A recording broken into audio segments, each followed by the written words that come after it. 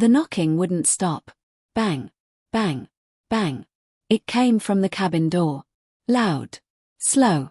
Like someone wanted to be let in. I stood frozen in the middle of the room. My hands were shaking. My heart felt like it was going to jump out of my chest. Because I already knew something was wrong. Very wrong. We were deep in the jungle. Miles away from anyone. No roads. No houses. No people. And yet, someone was knocking on our cabin door. "Ethan, don't open it," Jake whispered behind me. The knocking came again. Bang, bang, bang. This time louder. Stronger. Like whoever was outside was getting angry. I slowly walked toward the door. Each step felt heavier than the last. "Who's there?" I asked. Silence. No answer. Just the sound of the wind moving through the trees outside. Then, a voice. Soft. Almost like a whisper. "Help me." I froze. Jake grabbed my arm. "Don't listen to that," he said quickly. "That's not normal." But the voice came again. "We're cold." I felt a chill run down my spine. I looked at the door. The handle moved slightly. Click. Jake pulled me back. "Something's trying to trick us." The knocking stopped. Everything went quiet. Too quiet. Then suddenly, scratch. Something dragged slowly across the outside of the door. Like fingernails. Long fingernails. I stepped back. My breathing got faster. Jake whispered, "We're not alone out here." And that's when we heard it. Not just at the door, but behind the cabin. Footsteps. More than one. Walking slowly through the trees. Circling us. I looked at Jake. His face had gone pale. "How many are out there?" I asked. He didn't answer. Because at that moment, the knocking started again. But this time, it wasn't just the door. It came from the windows too. Bang, bang, bang. All around us. Like something had surrounded the cabin. Like we were trapped. And that was the moment I realized. Every night someone knocked. But this night, they weren't going to leave. And if we opened that door, we might not survive. But to understand how we got into this nightmare, you have to go back to the beginning. My name is Ethan Carter. And this happened last summer. Jake and I went on a trip with his older brother, Mark. Mark loved exploring. Camping. Adventure. He always talked about going somewhere wild. Somewhere far away from cities. So when he said we were going to stay in a jungle cabin, we thought it sounded cool. At first, the place was deep in the forest. A small wooden cabin surrounded by tall trees. The kind that blocked out most of the sunlight. The air felt thick. Heavy. Like the forest was alive. When we first got there, everything seemed normal. Mark carried the bags inside. "See," he said. "Nothing to worry about." The cabin was simple. 2 rooms. Old furniture. Dusty windows. But it looked safe. Or at least, it should have been. That first day was quiet. We explored the area. Walked around. Laughed. Everything felt like a normal trip. But things changed that night. We were sitting inside, eating snacks. The jungle outside was loud. Insects. Wind. Leaves moving. But then, we heard it. A knock. Soft. Just once. Knock. We all looked at each other. "Did you hear that?" I asked. Mark shrugged. Probably just a branch hitting the door. We didn't think much of it. Until it happened again. Knock, knock. Jake frowned. That didn't sound like a branch. Mark stood up. "I'll check." He walked to the door and opened it. The outside was dark. The trees moved slowly in the wind. But there was no one there. "See?" Mark said. "Nothing." He closed the door. We went back to sitting, trying to ignore it. Then it happened again. Knock, knock, knock. This time louder. Jake stood up. "Okay, that's weird." Mark opened the door again. Nothing. Just darkness. But something felt different. Like the air outside was colder. He closed the door slowly. Probably animals, he said. But he didn't sound sure anymore. That night, we didn't sleep well. Every little sound made us jump. The next morning, things felt normal again. Sunlight came through the trees. The fear from the night before felt silly. See? Nothing happened, Mark said. But I wasn't convinced. There was something about that knocking. Something that didn't feel right. That evening, it happened again. Knock, knock. We all went quiet. Nobody moved. Mark whispered, "Don't open it." We sat there, listening. Knock, knock, knock. The same pattern. The same sound. Jake looked at me. Why would someone knock like that? I didn't know. And I didn't want to find out. After a few minutes, it stopped. But that wasn't the end. Because the next night, it came back. And the night after that. Every single night. The knocking. Always at the same time. Always the same pattern. But each night, it got louder. Closer. More aggressive. Until the night everything changed. The night we heard the voice for the first time. "Help me." That's when we knew. This wasn't an animal. This wasn't the wind. Something was out there. Something that wanted us to open the door. And now, back to tonight. The worst night. The knocking is louder than ever. Coming from every side. The windows shake. The door rattles. The voices whisper outside. "Let us in." Jake is shaking. Mark is holding a flashlight, pointing it at the door. "Whatever happens, we do not open it," he says. But then, the handle slowly turns. Click. The door begins to open by itself. And something from outside starts pushing it inward. The door slowly creaked open. Just a little. A small gap. Darkness poured in from outside. Cold air rushed into the cabin. Jake grabbed my arm so tight it hurt. "Close it," he whispered. But none of us moved. Because something was standing on the other side. We couldn't see it clearly. Just a shape. Tall. Too tall. Its head almost touched the top of the doorframe. Mark slowly raised his flashlight and pointed it at the gap. The light shook in his hand. The beam hit the door. Then slipped through the opening. And for 1 second, we saw it. A face. But not a normal face. Its skin looked stretched. Its eyes were too wide. Its mouth, too long. Like it was smiling too much. Mark slammed the door shut. Bang! He pushed his back against it. "Help me," he shouted. Jake and I ran over and pressed against the door too. Something on the other side pushed back. Hard. The wood creaked. It felt like the door would break at any moment. "Don't let it in." Jake yelled. The knocking started again. But now it wasn't just knocking. It was pounding. Bang! Bang! Bang! The windows started shaking. Something hit the side of the cabin. Then another. And another. They were everywhere. All sides. Mark shouted. "They're all around us." I felt panic rising inside me. "How many are there?" I yelled. No one answered.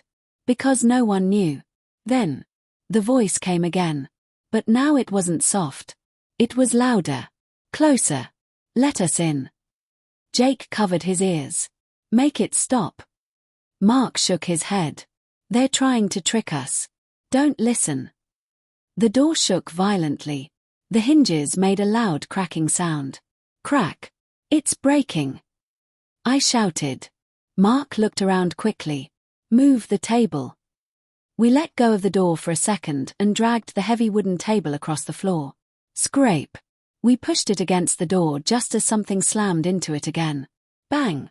The table slid back a little. "Push harder," Mark said. We leaned our full weight against it. The pounding continued. But then, it suddenly stopped. Everything went quiet. Too quiet. We all froze. Listening. Waiting. "Nothing," Jake whispered. Did they leave?" Mark didn't answer. He slowly stepped away from the table. I didn't like that. "Mark, don't," I said. But he moved closer to the door. Carefully. Slowly. He leaned forward and looked through the small crack near the handle. "What do you see?" Jake asked. Mark didn't respond. "Mark," I said. He stayed still. Then slowly, he stepped back. His face had changed. "What?" Jake asked nervously. "They're gone," Mark said. Relief hit me. For a second. But something about his voice felt off. "Are you sure?" I asked. He nodded slowly. "Yeah, they're gone." Jake let out a breath. Thank God. We stood there for a moment, trying to calm down, trying to believe it was over. But then, knock. A soft knock. From inside the cabin. We all froze again. Jake turned slowly. Did that come from inside? I felt my stomach drop. Because I heard it too. Knock, knock. This time clearer. Coming from behind us. From the hallway. We slowly turned. The hallway was dark. The light from the main room barely reached it. But at the end of it, there was a door. The bedroom door. It was closed. And something knocked from the other side. Knock, knock, knock. Jake whispered. "No, no, no." Mark grabbed the flashlight again. "That's not possible," he said. "We checked every room." The knocking came again. Louder. More urgent. "Help me." The same voice. But now, it was inside the cabin. I felt like I couldn't breathe. How did it get in? I asked. No one answered. Because we all knew. We never opened the front door. So it didn't come from outside. It was already inside. The bedroom door slowly creaked open. Creak. The darkness inside the room moved. Like something was standing there. Watching us. Then, a figure stepped out. It looked like a person. But something was wrong. Its arms were too long. Its head tilted slightly. And its face. That same stretched smile. Jake screamed. "That's the thing from the door." Mark raised the flashlight. "Stay back," he shouted. The figure didn't move fast. It walked slowly. Step. Step. Step. Each step made a soft, wet sound. I backed away. My legs felt weak. The thing tilted its head more. Then it spoke. "We found you." My heart nearly stopped. "There's more," Jake whispered. And he was right. Because behind the first one, another shape appeared in the hallway. Then another. Then another. They kept coming out of the bedroom. One by one. Like the room was full of them. Mark shook his head. "This doesn't make sense. That room isn't that big." But they kept coming. More shapes. More twisted faces. More empty eyes. "We need to get out." I shouted. Mark looked toward the back window. "That's our only way." We ran. As fast as we could. The creatures followed. Slow. But steady. Always walking. Never rushing. Like they knew we couldn't escape. Mark smashed the window with a chair. Crash. Glass shattered everywhere. "Go!" he yelled. Jake climbed out first. Then me. I turned back. Mark was right behind us. But just as he reached the window, one of the creatures grabbed his leg. "Help!" Mark screamed. He kicked wildly. "Get it off me!" Jake grabbed his arms. I grabbed his jacket. We pulled. Hard. The creature didn't let go. Its grip was too strong. More of them were getting closer. Reaching. Stretching their long arms toward him. "Pull!" Jake shouted. We pulled with everything we had. And finally, Mark slipped free. We fell backward onto the ground outside. He scrambled away from the window, breathing hard. The creatures didn't come out. They just stood inside the cabin, watching us. Silent. Still. Then slowly, one of them raised its hand and tapped the inside of the window. Knock, knock. Jake stood up quickly. "We need to run. Now." We didn't argue. We ran into the jungle. Branches hit our faces. The ground was uneven. We didn't stop. We didn't look back. Until we reached a clearing far from the cabin. We collapsed. Out of breath. Terrified. What were those things? Jake said. Mark shook his head. I don't know. I looked back toward where the cabin was. It was far now, hidden by trees, but I could still feel it, like something was watching us. Then I noticed something, a faint light, moving between the trees, coming toward us. Slowly, Jake saw it too. What is that? The light got closer, and then we heard it. Knock, knock, coming from somewhere behind us. Out here, in the jungle, surrounding us again. And this time, there was nowhere left to hide. The knocking was everywhere. Knock, knock. Behind us. In front of us. All around us in the jungle. The light moved closer through the trees. Jake grabbed my arm. We're surrounded. My heart was beating so fast I felt dizzy. Mark stood up slowly. Stay close, he said. We huddled together. The jungle was dark. Only the faint blue moonlight and that strange moving light in the distance. Then, the knocking stopped. Complete silence. Even the insects were quiet. That made it worse. Way worse. Because it felt like something was waiting. Watching. Then the light stopped moving. Right in front of us. Between the trees. We stared at it. Nobody spoke. Then slowly, a figure stepped out of the darkness. But it wasn't one of those creatures. It was a person. A man. Old. Wearing torn clothes. Holding a lantern. Jake whispered, Is that a real person? The man looked at us. His face was tired. Scared. You shouldn't be here, he said. His voice was shaky. Mark stepped forward. Please, you have to help us. There's something in that cabin. The old man nodded slowly. I know. That made my stomach twist. You know? I asked. He looked toward the trees behind us. They knock every night, he said quietly. Jake shook his head. What are they? The old man didn't answer right away. Instead, he raised his lantern slightly. They are not people anymore, he finally said. A chill ran through my body. Mark frowned. What do you mean anymore? The man looked at the ground. A long time ago, people lived here. Hunters. Travelers. Families. He swallowed hard. But something in this jungle changed them. The wind picked up slightly. Leaves rustled. They started hearing knocking at night, he continued. Just like you. I felt my chest tighten. And if you opened the door, Jake said slowly. The man looked up. They let it in. Silence. No one moved. Then I asked, what is it? The old man's grip on the lantern tightened. No one knows. That answer didn't help. At all.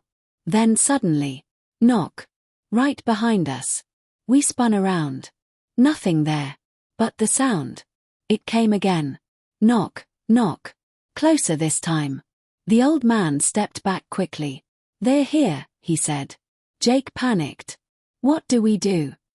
The old man pointed deeper into the jungle. There's a river not far from here. Running water, they don't cross it easily. Then let's go. Mark said. We didn't wait. We ran. The old man led the way with his lantern. The light bounced as he moved. Branches scratched our arms. The ground was uneven. Behind us. The knocking started again. Louder. Faster. Knock knock knock knock knock. Like something was chasing us. Jake was breathing hard. They're getting closer. I didn't look back. I didn't want to see them. We just kept running. Then suddenly, Mark tripped. He hit the ground hard. Mark! I shouted. Jake and I stopped. We tried to pull him up. But then, a long arm shot out from the darkness. It grabbed Mark's shoulder. He screamed. They got me. No. I yelled. The old man turned, raising his lantern. The light hit the trees. And we saw them. Dozens of shapes. Tall. Thin. Moving between the trees. Their eyes glowing faintly. Their smiles wide. Too wide. Jake grabbed Mark's arm. Pull.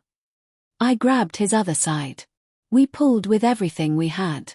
The creature holding him tightened its grip. More arms reached out from the darkness, trying to grab us too.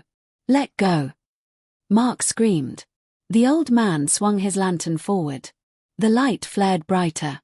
For a moment, the creatures pulled back, like they didn't like the light. Now, the old man shouted. We pulled again. And this time, Mark broke free. We didn't stop.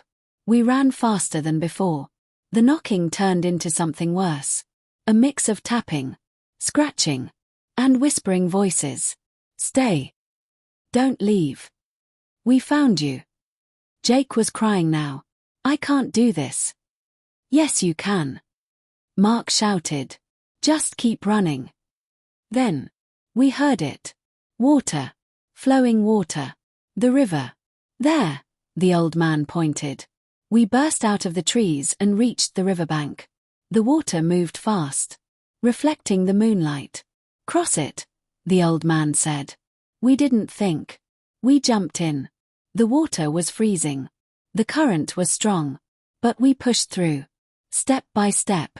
Fighting the current. We reached the other side. Collapsed on the ground. Breathing hard.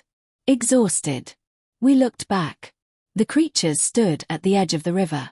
Watching us. They didn't cross. They just stood there. Silent. Still.